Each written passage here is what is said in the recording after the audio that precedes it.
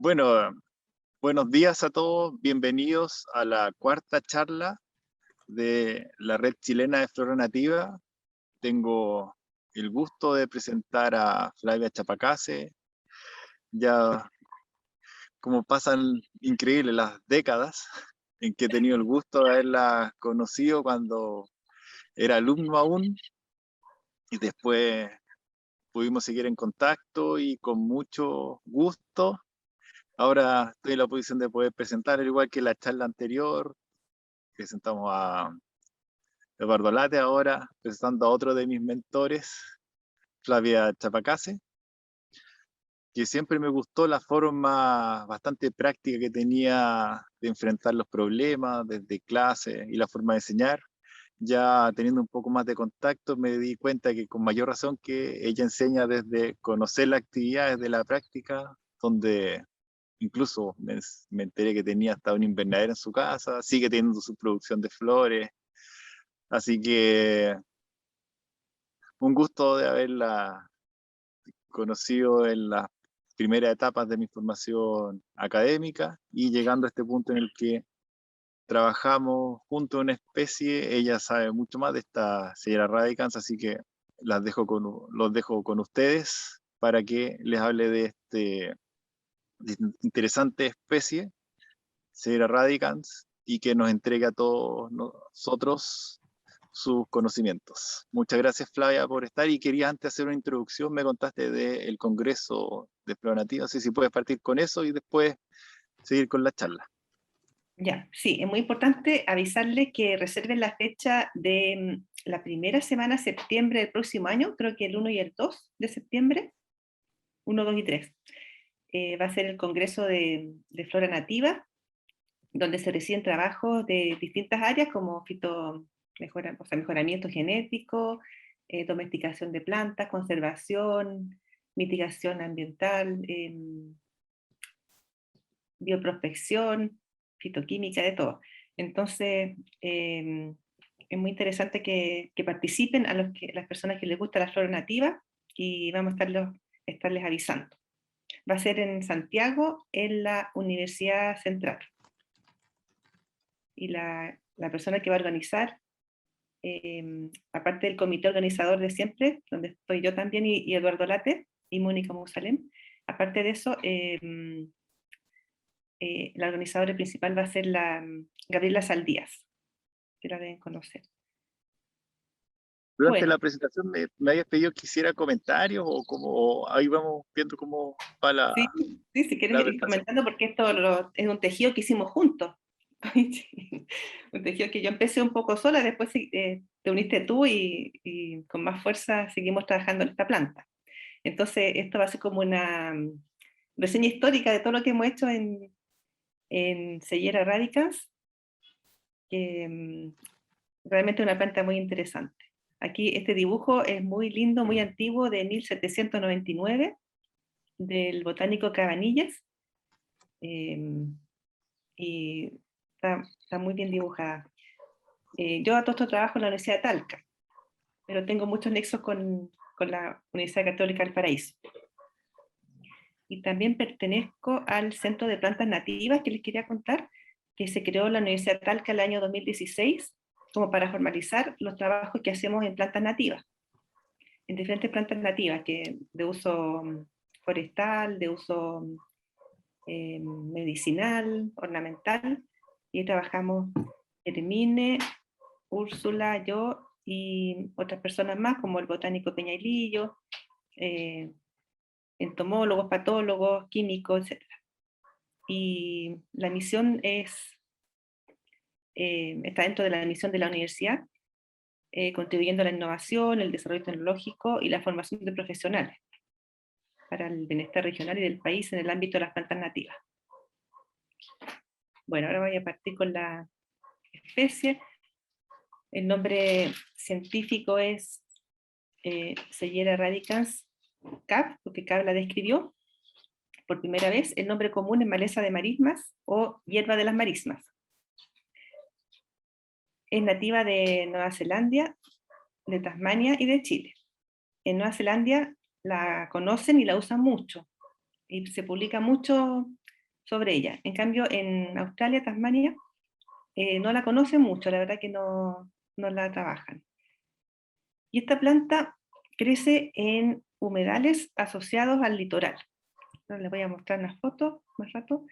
Quería contarles que es de la familia Gudeniaceae, de donde hay una pariente muy conocida, que es la Scaevola aemula, que es muy bonita, y tuvimos la suerte de conocerla en un viaje con Koichi a Australia, y con Koichi Peñailillo, el botánico. Fuimos los tres a un congreso en Australia a presentar un trabajo en Sellera, y en los jardines conocimos esta planta, que es de la misma familia.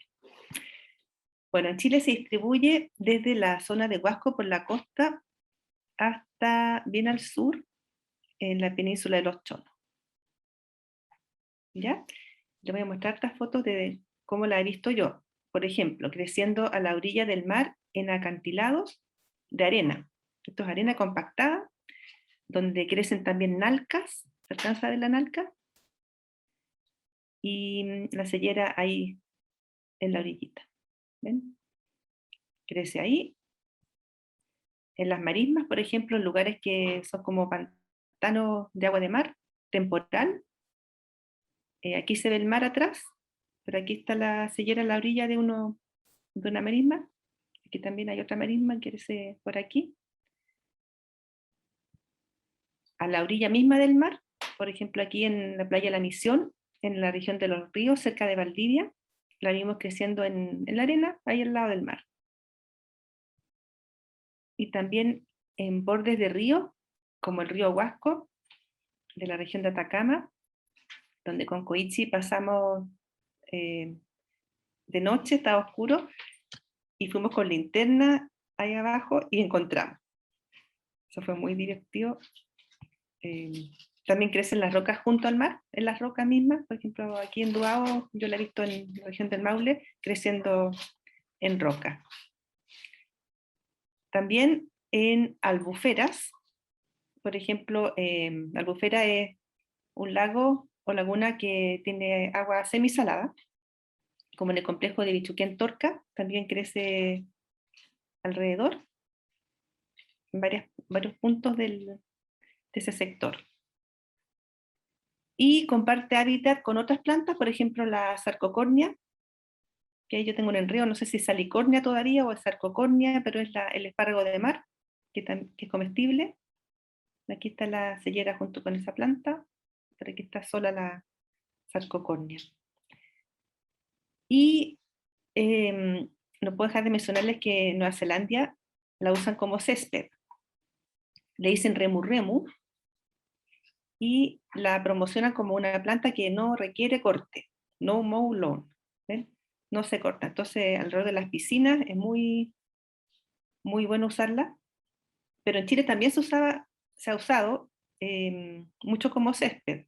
Por ejemplo, yo el año 97 fui a Bichuquén a buscar otra planta, una geófita herbertia lagüe, para un proyecto, y por indicación de Adriana Hoffman, ella me dijo que hablara con Pelusa Buskovich, que es de allá, y Pelusa me mostró dónde crecía el herbertia lagüe, y después me mostró un par de jardines que había diseñado ella, y de repente miré el césped y me di cuenta que era un césped de hoja ancha y que no era gramínea. Entonces dije, qué raro, ¿qué es esto? Y ella me dijo, no, si esto lo uso hace tiempo, es una especie chilena que se puede usar como césped, sola o en mezcla. Entonces, fantástico, desde ese año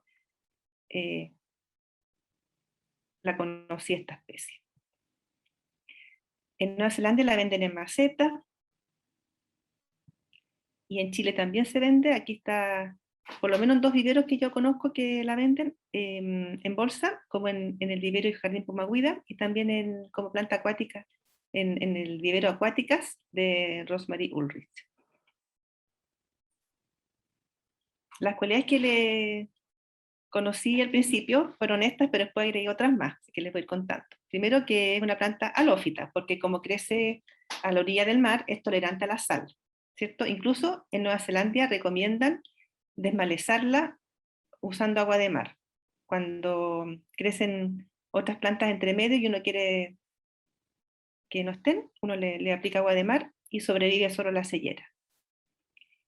Resiste el pisoteo, por ejemplo, en Bichuquén la tienen de césped y también incluso hay una cancha de cricket donde la tienen puesta y la gente arriba corre, camina y no le pasa nada. Crece muy rápido, que no requiere corte, ya se los dije, eso es fantástico para no estar con la cortadora, y que tolera inundación, también es una gracia muy interesante, porque en el lago pasa varios meses bajo el agua, y después el lago baja y ahí sigue creciendo. O sea, aguanta la inundación sin ningún problema. Aquí está una foto de Pelusa Buskovich, es paisajista, naturalista, y usa mucho las flores nativas. Este es el jardín de su casa, donde yo fui a buscar material con mi primera víctima, Jamie fue en salida, donde fuimos a buscar frutitos para sacarle la semilla y también estolones para estudiar la propagación. Entonces, el primer estudio fue propagación por semilla y vegetativa de esta especie. Lo más difícil fue extraer la semilla del fruto, porque la semilla tiene una sustancia mucilaginosa que complica un poco el manejo, pero uno lo saca y no hay problema. Y esa sustancia no, no afecta negativamente la germinación, solo que lo molesta a uno a manipular la semilla. Para que vean el tamaño del fruto, aquí hay semillas germinadas, miren que son chicas, y este es el estolón o rizoma, porque a veces está sobre el suelo o bajo el suelo, con los nudos, y en cada nudo hay parte aérea. ¿Ven? Se puede desarrollar otra ramificación, como esta de aquí, ¿ven? O simplemente hoja. Jamie fue en salida, estudió la semilla, vio que se necesitan 1 a 2 semanas de frío para que germine perfectamente. Y en el caso de los estolones, con nudos o sea, trozos de estolón o rizoma de 2 nudos, son perfectos para multiplicarla. Bueno, y la paisajista Pelusa Buskovich lo propaga así. Con tijera corta así trozos de rizoma, los pone sobre el piso con harta humedad y ahí ella crece muy bien. En la Utalca la probamos en techos verdes, en unos módulos que nos proporcionó la agrícola Vitaflor, y la probamos primero así nomás, junto a otras especies, y después la probamos con distintos regímenes de riego. Todos los días riego, día por medio, y 3 veces por semana. Y anduvo muy bien, eso en el periodo estival. Eso fue otra memoria de título de Lida Maturana. Y en Pumahuia también la probaron exitosamente en techos verdes, con otro sistema, directamente en sustrato. O sea, sin módulo. Y después nos dimos cuenta que Nueva Zelanda está en la lista de especies recomendadas para techos verdes, porque ellos también la usan en techos verdes.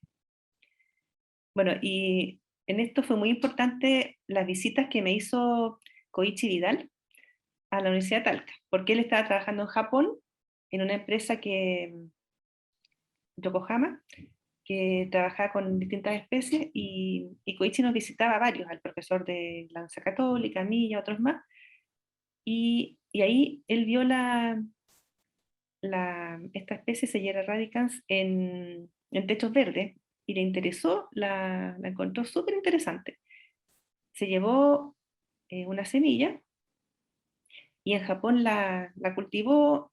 A los que tenían la empresa, o sea, a los dueños de la empresa les interesó harto, lo encontraron bien buena porque resistía la inundación, entre otras cosas. Y después Koichi se vino a Chile a trabajar en la Universidad Católica del Paraíso. Me puso muy contenta cuando él se vino, y ahí proseguimos estudiando esta planta, y nos surgió la idea de generar una variedad registrada. Entonces ahí empezamos a hacer... Ojalá alternado todas las semanas. Está hablando Koichi, no sé si quiere No, conversar. A ver. sí, porque ¿Ah? fue que al principio, ah, no, como partimos, que al principio también era el derivado de un proyecto que tú tenías y como que iba a quedar ahí en el aire, que probaste varias especies y esta fue como la que más llamó la Claro, atención. claro, antes de hacer esto, yo tenía otro ensayo allá en la estación experimental, donde tenía un montón de especies, y todas andaban bien, pero yo lo tenía como una más la sellera. Y ahí Koichi me dijo, oye, pero esta es interesante. Y ahí yo hice esta segunda, sí, hice este segundo experimento ya como bien medido, con riego diario, día por medio, 3 veces por semana, más como con formato de tesis y todo, sí, así fue. Bien Koichi, sí, fue gracias a Koichi porque él me impulsó, o sea, él me hizo ver que era muy interesante esta especie. Y ahí empezamos entonces también a hacer esto de la introducción in vitro de trozos de estolón, porque de semilla es muy fácil, pero de trozos de estolón es complicado por la parte desinfección, cómo meterlos in vitro, desinfectarlos y meterlos in vitro. Entonces eso fue una parte de memoria de título de la Natalia Mesa, y después ella hizo la tesis de grado, o sea, como parte de la tesis de grado, hizo el protocolo para inducir esto, la formación de callo, y nos interesaba con Koichi porque el callo eh, es, es, bien sensible a cambios genéticos, a mutaciones, para poder hacer la nueva variedad que queríamos hacer. También Natalia hizo como parte de su tesis la caracterización morfológica de, de Sellera radicans cultivada en Talca. O sea, yo me traje de varias partes plantas, de La Serena, no, de Huasco, La Serena y varios puntos intermedios hasta llegar a Chiloé. Y a todos les medimos el número de flores, el tamaño de las flores, el periodo de floración, la forma y tamaño de las hojas. Todo eso estudio bien botánico lo publicamos después también. Y nos dimos cuenta de varias cosas, que hay flores con distintas simetrías. Habíamos visto, bueno, la normal tiene forma de abanico, que es esta, pero salen muchas, no pocas, de estas que tienen simetría así completa, así, con los 5 pétalos bien repartidos. Y también nos dimos cuenta que las del sur tenían hoja más chica, especialmente las de Chiloé. Y también que esas mismas excepciones de Chiloé no florecían en Talca, o muy poco, florecían muy poco. Y nos dimos cuenta, o sea, pensamos al tiro que era por el largo del día, porque en el sur, el largo del día más largo, es más largo que en la zona central. Entonces, después eso lo probó Koichi lo voy a mostrar también una foto, lo probó en laboratorio. O sea, esta es una planta de día largo. Y en Talca teníamos 15 horas y media de el día más largo. Entonces, a lo mejor no era suficiente, esta necesitaba días más largos, o más días de ese largo. Aquí tenemos el número de flores, mucho más florífera la de Huasco y La Serena que las otras. Y también el periodo de floración es de diciembre a abril más o menos, pero igual hay variaciones, hay un poquito de diferencia. Y aquí también nos dimos cuenta que las excepciones de Keule, Putemún y Quillaipe, estos últimos dos son de Chiloé, están más relacionadas que las otras,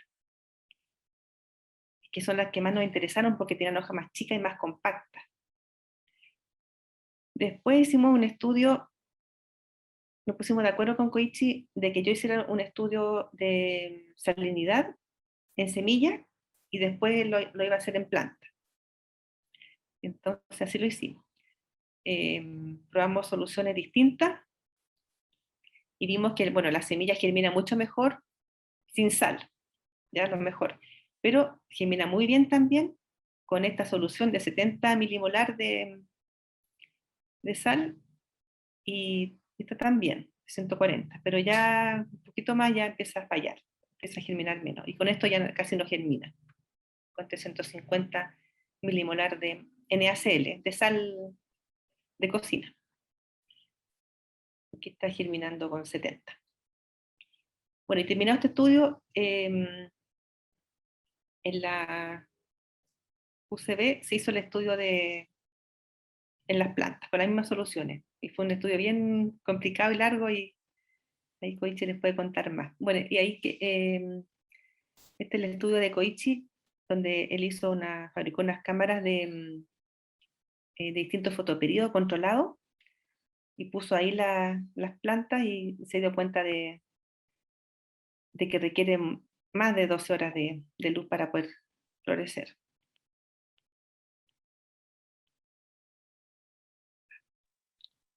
Aquí me salió. Hicimos otro estudio de fertilización, que fue la memoria de título de Margarita Castro, donde preparamos con sustrato, usamos trozos de estorón de 2 nudos, los pusimos ahí, enraizamos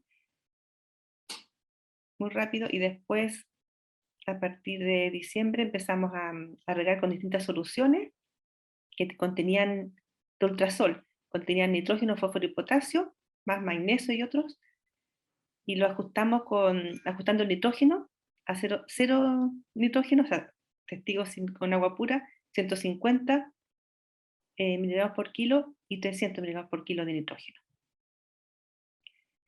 Y medimos en 5 fechas, y obviamente el que tenía más fertilización creció más. Aquí le medimos el diámetro y todo, y vimos esto. Sin fertilizante crece poquito. Con un poquito más de fertilizante crece bastante mejor, y con 300 crece espectacular.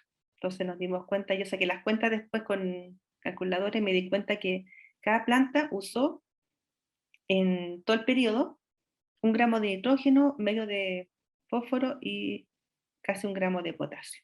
Eso quería saber yo para más o menos tener una idea.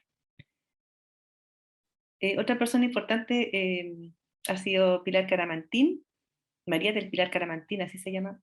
Es químico, trabaja en el Laboratorio de Química y Recursos Naturales de la Universidad de Talca, y ella no es de terreno, pero yo la he llevado a terreno. Ella se dio cuenta de algo súper interesante, que leyendo, buscando información, vio que hay vestigios arqueológicos que indican que los antiguos habitantes de la cultura de Monteverde, que es antiquísima, que es la más antigua creo que de América, consumían esta especie, junto con otras, porque también consumían unas juncáceas y también maqui, ¿ya? Pero que hayan consumido Seyera radicas es muy interesante, porque el sitio arqueológico donde está esta cultura estaba como a 30 kilómetros del lugar donde crecía esta planta.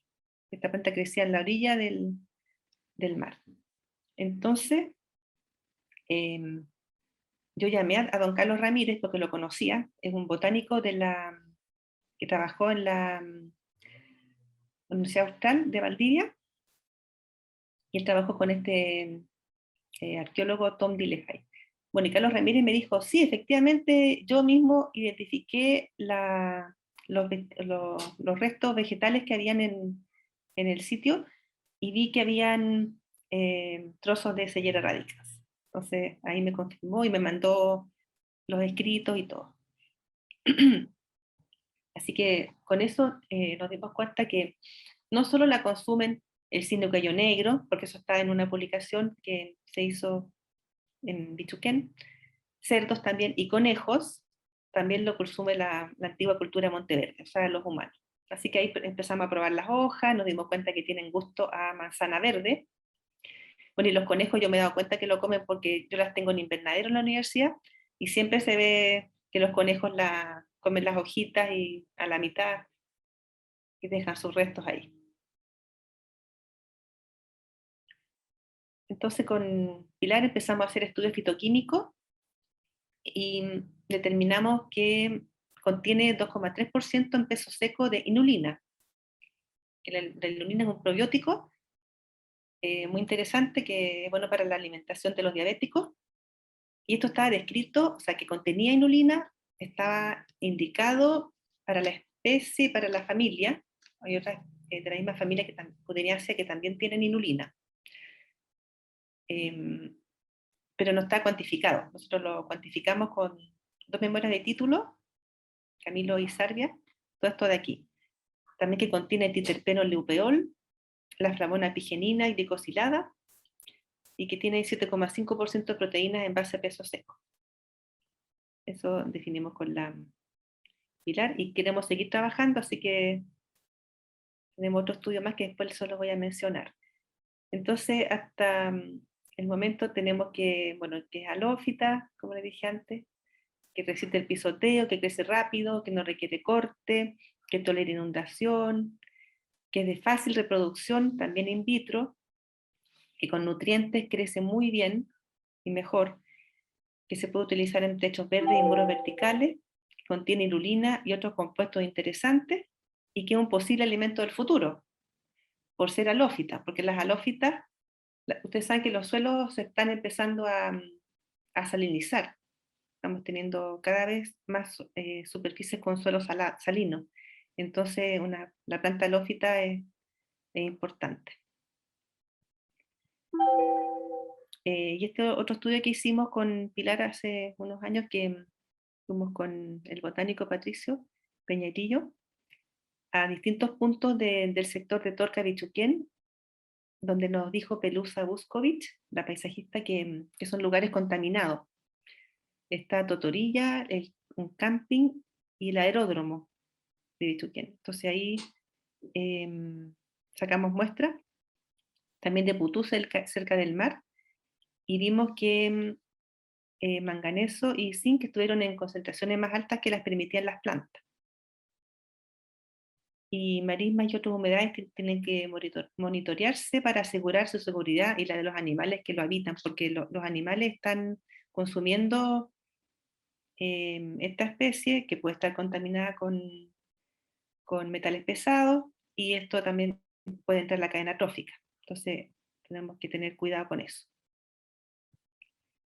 Aquí está el listado de los estudios que hemos realizado en Chile, las tesis, todo eso, y bueno, y hay más cosas porque también tenemos publicaciones con Koichi y aquí está la última, que es el efecto del fotoperiódico controlado en 3 sesiones de Sigroradicans de la UCB. Y les quería comentar esto que es súper interesante. La alumna que hizo tesis en fertilización, ese que les mostré, Margarita Castro, se le ocurrió en un curso de la Universidad de Talca, donde hay que formular proyectos y idear proyectos nuevos, se le ocurrió que se podía usar como sal verde esta especie, porque ella vio que la salicornia, o sarcocornia, no sé si son la misma o parecía, se usaba como sal verde. Tiene más minerales y menos sodio que la sal NaCl. Entonces se le ocurrió que esta también se puede usar, entonces se ganó premios, estuvo yendo a talleres con la PF, que es la Producto Fernández, que estaba liderando aquí en Talca esos proyectos, y ahí ella cambió a condimento, en vez de sal verde lo cambió a condimento, la palabra condimento. Y aquí está ella con 2 compañeros recolectando de las marismas de Putú, material de las hojas de Sellera radicans para analizar el contenido de sal y todo eso. Así que ha sido súper interesante, ojalá que le vaya bien. Yo le pedí permiso para saber si lo podía contar y me dijo que bueno, que no hay problema porque ella está trabajando en esto. Y por último quiero agradecer a la paisajista, que se llama Maritza, en realidad pero le dicen Pelusa Buscovich, porque ella me mostró esta especie. A Koichi Vidal, de todas maneras, porque él promovió que estudiáramos esta especie, a Patricia Peñalosa, a Eduardo Añadebel, que son académicos de la UCB todos, donde hemos trabajado en cosas de esta especie, la María del Pilar Caramantín, que es la químico, Patricio Peñarillo, el botánico, la Cata Barros, que es la agrícola Vitaflor, que me dio los módulos para trabajar en las tesis, y son otras especies también, y también está muy interesada en esta planta.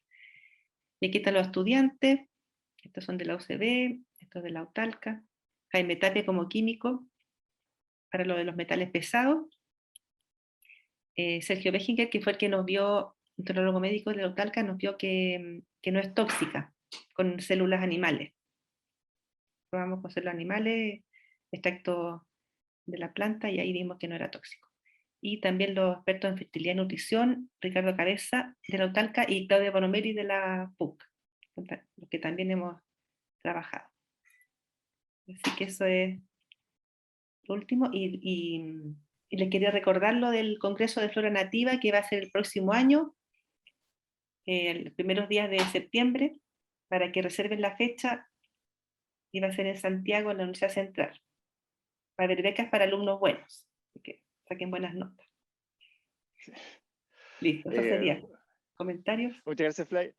No sé, me gustaría adicionar un poco que esta parte del interés en esta especie es la tolerancia a aguas que podríamos llamar más salinas, pero de menor calidad.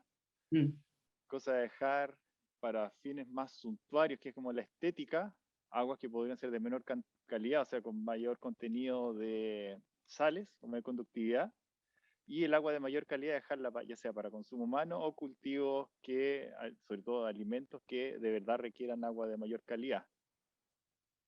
Esa fue una de, o sea, como la génesis de, no es un ahorro de agua directo, igual va a ocupar agua, pero se pueden destinar aguas de mayor calidad a otros fines que podrían parecer más importantes para la vida y dejar estos Aguas para fines más residuales para esto. suntuarios. Sí. Y otros usos que siempre en los bordes de piscina hay problemas con el cloro como alternativa al césped. Y que en Chile es bastante importante que todas estas halófitas también tienden a ocupar los mismos mecanismos de tolerancia para tolerar metales pesados. Entonces, pensando en todo el efecto de erosión y que está muy en boga la dispersión de los residuos de los relaves mineros a lugares vecinos, sea habitacionales o campos. Entonces, si bien puede ser una solución de fitorremediación, pero una superficie es un estrato muy superficial. Entonces, más que recuperar los suelos, por lo menos, si bien absorbe, más que limpiar los suelos, evitar que se propaguen por erosión, sobre todo eólica, a otras zonas, como una cobertura que tolere estas condiciones bastante adversas para a lo mejor otras especies. Y esa fue una de las génesis y parte de lo que toleraba que esté en los techos verdes. O sea, de ahí partió también que toleraba condiciones bastante extremas de techos verdes con poco manejo, y por ahí partió.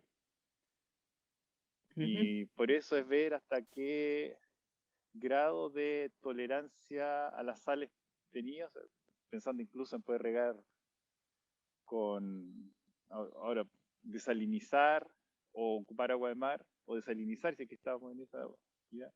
Es bastante económico desde el punto de vista energético desalinizar poco, ya dejar con menor conductividad cada vez va siendo un incremental más grande de energía necesaria.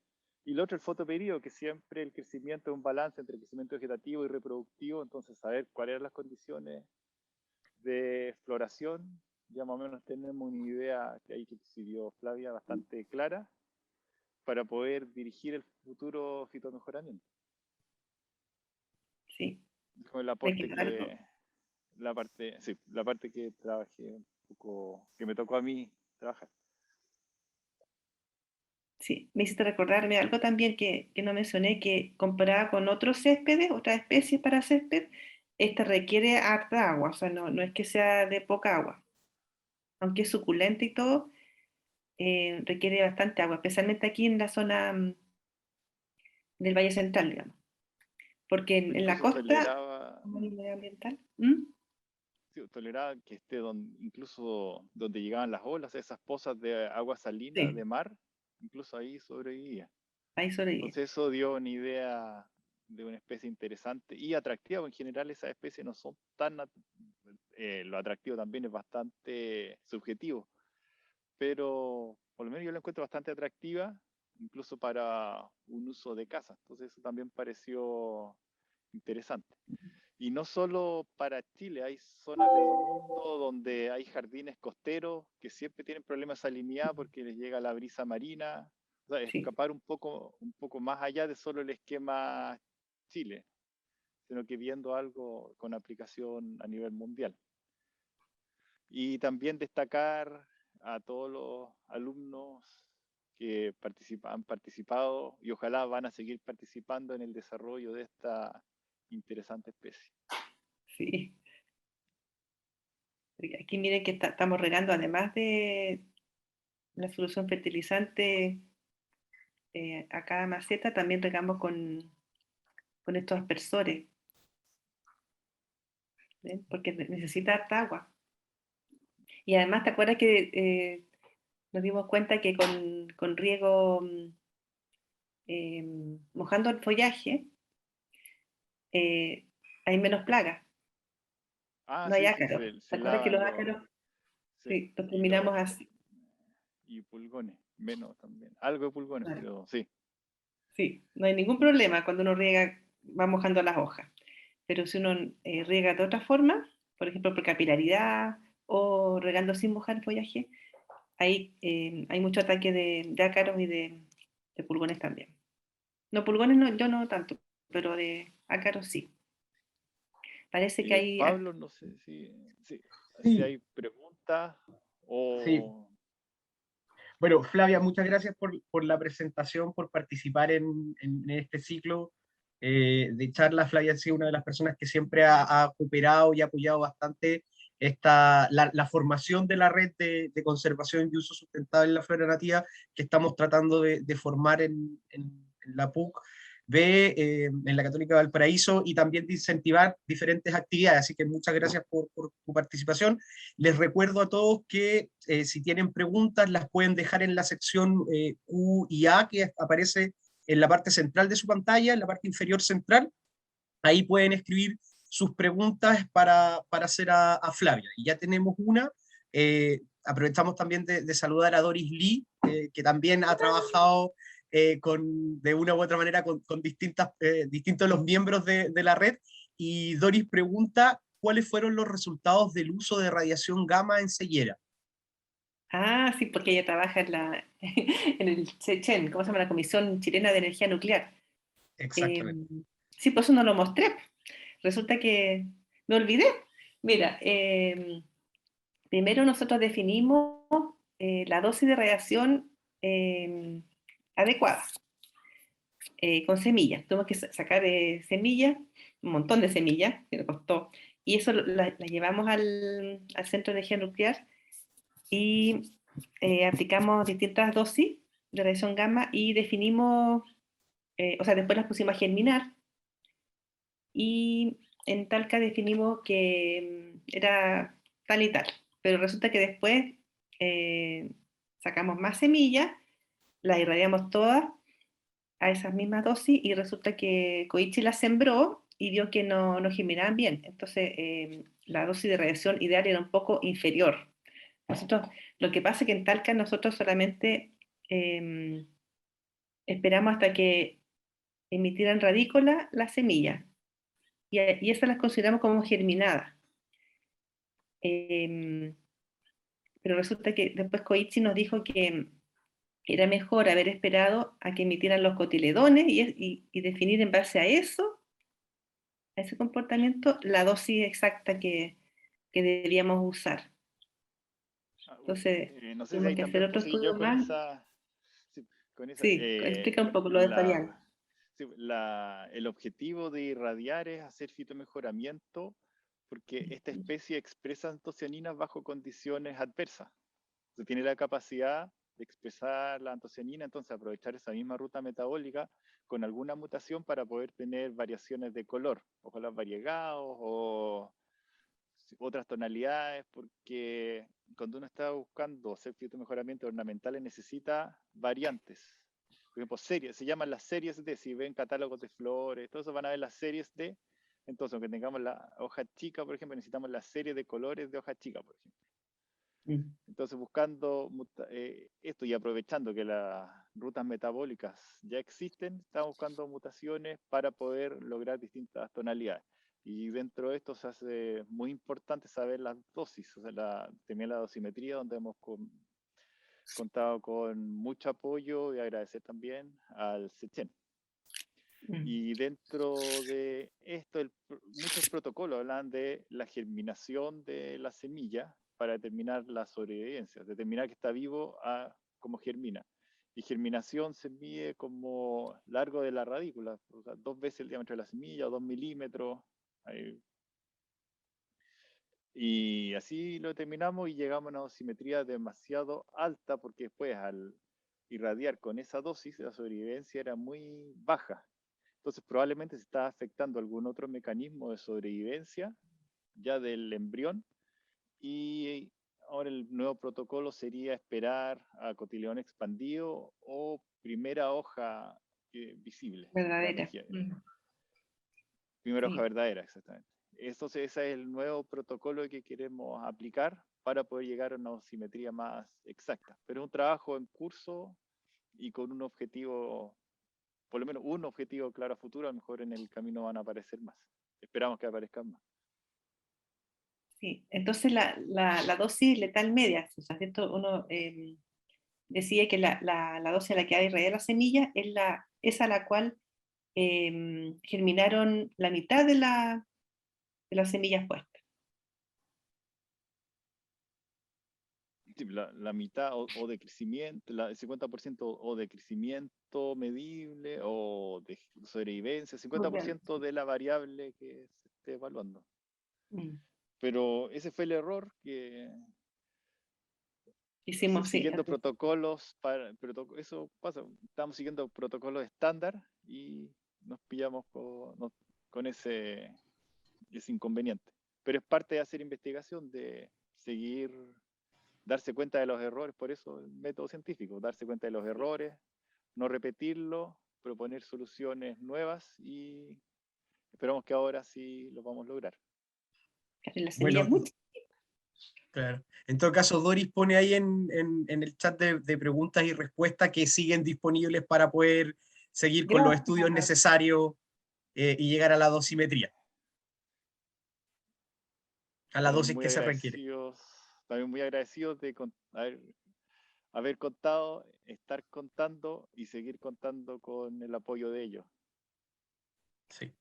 Y a Doris también, que la conozco también de hace bastante tiempo. Es un gusto poder tener estos círculos donde uno sigue en contacto con personas, da la oportunidad no solo de apoyar a la flora nativa, valorarla, sino que también continuar estos vínculos estrechos en estos círculos de intereses comunes.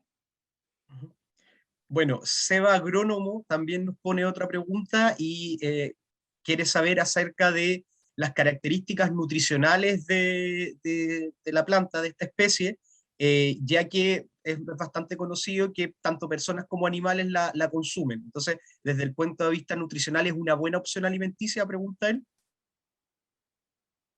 Bueno, suponemos que sí, pero nos falta hacer el estudio proximal, que es el básico, de ceniza, qué sé yo. Vimos solamente el contenido de inulina y otros compuestos interesantes, las proteínas, materia seca que contiene, ese tipo de cosas, y también vimos que no es tóxica. Eso por lo menos con el estudio en tecnología médica, que vimos que no es tóxica para hacer los animales, y vimos también que lo comen los conejos, los cisnes, entonces sabemos que se puede comer y no te va a morir. Pero faltan más estudios. Sí, sería interesante como un berro, una alternativa a un berro, así me parece bastante interesante. Sí, bueno, con Pilar Caramantín hemos participado en esas ferias que hacen Explora con el CIT, y hemos hecho platos y todo en las ferias, los alumnos se las comen y todo. Ha sido divertido. Hemos hecho platos mezclando tomate cherry, por ejemplo, y otras hortalizas con ceguera radicas en hojas, bien lavaditas, y los alumnos lo arman y se los comen. Así que sabemos que no o sea, que se pueden comer. No es que sea rica, no es muy rica, pero es comestible. Ok. Doris también nuevamente comenta a través de la sección de preguntas y respuestas que respecto a la salicornia, por ejemplo, en Puchuncaví se ha probado sus capacidades de hiperacumulación, que lo ha estado haciendo la gente de la Universidad de Playa Ancha, en particular de cobre y otros contaminantes del suelo. Esto en contraposición al uso alimenticio que tiene la salicornia y que quizás pudiera ser interesante también para ceguera. No sé si han realizado alguna experiencia en ese campo de acumulación o como fitorremediación. Sí. Sí, pues ese estudio que hicimos de metales pesados que tenemos acá.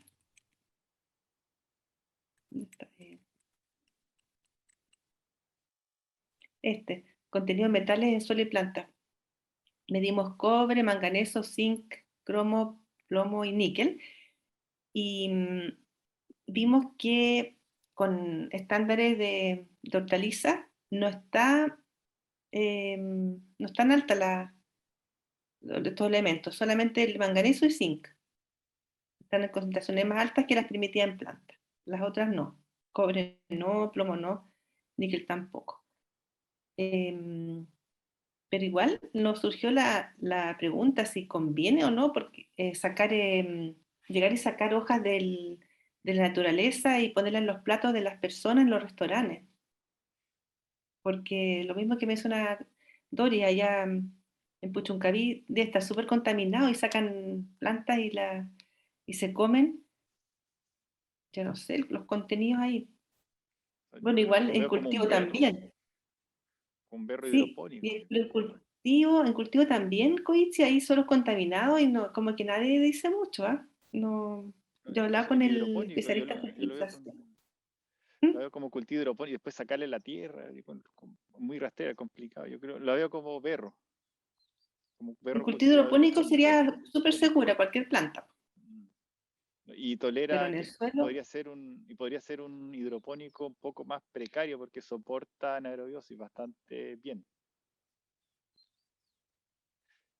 Y Pablo, también dentro de los experimentos, siempre hay que aprender de los errores. Hubo un error de matemático en una de las dosificaciones y le terminamos aplicando como 2 ceros más a la dosis que había que aplicar. No me acuerdo cuál dosis en particular, pero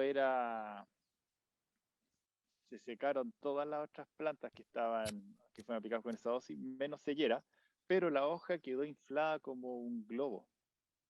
Bueno, no, el diámetro era casi el mismo del ancho, entonces sin duda quedó como un cilindro, entonces sin duda tiene capacidad de acumular algo en la hoja, y pensando que los mecanismos de acumulación o de toxificación son parecidos para sodio y los metales pesados, da, uh, da unas bases para pensar qué podría pasar, pero por lo menos yo no lo he probado.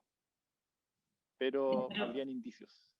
pero como fitorremediadora a mí no me tinca mucho porque es de escasa altura, sería mejor Superficial. arbustos Sí, que crezcan más, ¿cierto?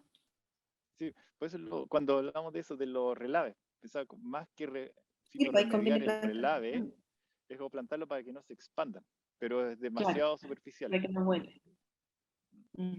Muchas veces en estas reforestaciones o replantaciones se piensa en la estrata más alta, la estrata superior. Y creo que esta sería una buena alternativa para complementar con una estrata más baja, que evite la erosión eólica, esa a bajo nivel. Mm. Claro, bueno, de hecho Doris aquí comenta que hace ese comentario justamente porque le llamó la atención la obtención del producto que estaba desarrollando esta alumna, esta tesista de la Universidad de Talca de Salverde. Claro, habría que tener resguardos del lugar de cosecha del producto o en las condiciones de producción de cualquier de estos tipos de plantas que logran acumular metales pesados en su biomasa, en su estructura. Entonces también por eso hacía el comentario. Bueno, yo quiero aprovechar, antes de que nos quedan unos minutos, pero también tengo una pregunta, Flavia. Tú al principio de la presentación hablabas de que era la misma, o sea, que se encontraba esta especie en Nueva Zelanda, en Tasmania, en Australia y en Chile. ¿Es la misma especie? ¿Tienen algún estudio genético para saber si hay algún, o fenológico, fenotípico, que pudiera decirnos si hay diferencias interesantes en cada uno de estos lugares, digamos, o poblaciones? Bueno, nosotros le revisamos los cromosomas y el mismo número. Entonces suponemos que es la misma. Pero ellos tienen, por ejemplo, en Nueva Zelanda, tienen otras especies de sellera. han definido la sellera rotundifolia y creo que incluso otra más. Nosotros tenemos solamente la sellera radicans. Pero no sabemos nada de la de Tasmania, por ejemplo. Sí, porque resulta interesante que zonas, bueno, todas conectadas por el Pacífico, obviamente, pero que zonas tan distantes tengan la misma especie. O Sí, especies muy relacionadas, en el fondo, aun cuando no son la misma especie, pero son especies muy relacionadas, quiere decir que hay un ancestro en común. O sea, desde antes de la separación de los continentes. Exacto. el Gondwana. Sí, tenemos varias especies que compartimos con ellos. Claro. Carpos, incluso Araucaria, Tasmania con Chile. Las proteáceas. Las proteáceas. Y entonces, solo observacional, no he ido a ver si era la naturaleza, pero por lo menos lo que uno ve por fotos, los fenotipos de Australia, esas zonas, tienen las hojas un poco más angostas y largas, y las de Chile tienden a ser un poquito más cortas y más anchas. Sí, Solamente siempre hemos observacional, no he querido... hecho análisis, pero da esa observación y por lo menos viendo como ornamental, sería interesante esa, ya sea combinación, pero y ese fenotipo de hoja más redondeada, es lanceolada, pero más redondeada, dentro de eso es también interesante. Sí, lo que hay que hacer es cultivarlas todas aquí, ¿cierto, Koichi? Nosotros siempre decíamos que ojalá que nos dieran semillas para tenerlas aquí y compararlas en el mismo lugar. Y cuando fuimos a Australia a ese congreso, Koichi, ¿te acuerdas? Buscamos, pero no encontramos. No vimos, No. pero solamente Además que visto por foto. nos decían, preguntamos, habían como 2 botánicos en el congreso donde estamos, y les preguntamos por esta especie y no la conocían. Nosotros Es más que eran de interesados en Australia, ese no estilo eran de la isla Tasmania, entonces a lo mejor por eso. Pero Nueva Zelanda incluso los sí que la australianos, ubicamos. ¿Mm? australianos pocos conocían las godenáceas y se llenan ninguno. No, en Australia usaban mucho las caébolas y otras especies de la Los familia botánicos, Godenaceae, pero la sellera como académicamente, más uso que conocimiento. en Nueva Bueno, Zelanda, te en quiero Nueva quitar Zelanda la usan, charla. Sí. sí. Pero sería interesante traernos semillas para acá y compararlas. O darle las mismas condiciones, si es que no se puede, in vitro. Dar las mismas condiciones in vitro y ahí es más comparable porque las condiciones están más controladas. También. Una buena idea. Exactas condiciones, porque ahí uno sabe bien cómo son. Bueno, si hay más preguntas. No tenemos más preguntas en este momento en el chat y también en honor al tiempo estamos llegando al fin. ¿Ya? Sí. Bueno, antes de despedirnos, yo quiero agradecer la participación de Flavia, bueno, y de toda la gente que se conectó.